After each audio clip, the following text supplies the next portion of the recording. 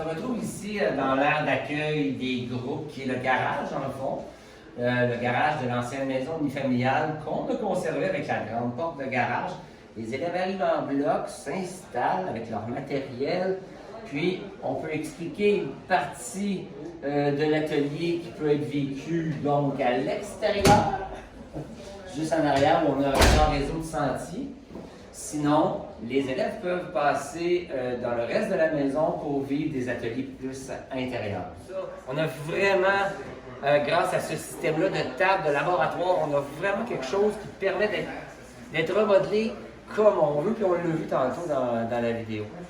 Donc, encore une fois, la pièce qui est là peut être une pièce, elle n'est pas aménagée, c'est pas son aménagement final, mais malgré tout, c'est une salle d'exposition, c'est une pièce multifonctionnelle aussi. Donc, je répète, chaque pièce a une vocation, mais elle est multifonctionnelle. C'est des laboratoires multifonctionnels. Alors ici, on a une salle. En fond, la maison de base avait cette structure. L'idée nous est venue de transformer ça en salle. Évidemment, on n'a pas encore les étagères en stainless là, qui seront mis en place spécialement pour notre projet.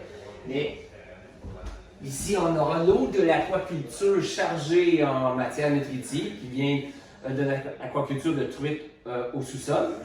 Puis, il va passer à travers, imaginez, à travers les plantes. Okay? Donc, pour être filtré, les plantes vont se nourrir des nutriments et l'eau va retourner filtrée, c'est le principe de l'aquaponie, va retourner filtrée dans les bassins d'aquaculture au sous-sol. Tout le matériel de génétique est ici. Cette pièce est dédiée à la génétique.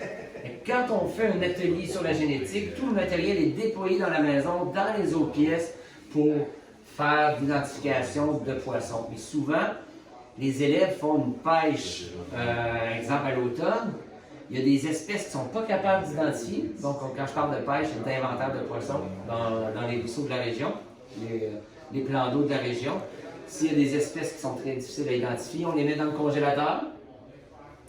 Ensuite de ça, plus tard dans l'année, ils viennent ici à la Maison Garaf faire leur identification finale par un test génétique, dans le fond. La cabinette, dans le fond, c'est notre pièce dédiée. C'est un studio d'enregistrement plus sophistiqué, celui-là, avec plusieurs caméras et plusieurs micros. Le système de contrôle, on va vous montrer tantôt, il n'est pas encore installé, là. Il sera au sous-sol. Donc, il va y avoir les œufs ici, c'est sûr qu'il faut s'imaginer. Puis, les élèves vont pouvoir voir les œufs, voir le cycle du poisson. Et ils vont se retrouver avec ces poissons-là. À un moment donné, il y a une équipe du Garaf, des jeunes de secondaire 5, des techniciens du Garaf, un prof qui va aller porter 50 poissons dans leur classe et qui vont élever les poissons, qu'on reprend par la suite, que les élèves vont reprendre à la fin de mai à peu près, qu'ils vont aller porter dans certains ruisseaux pour l'ensemencement.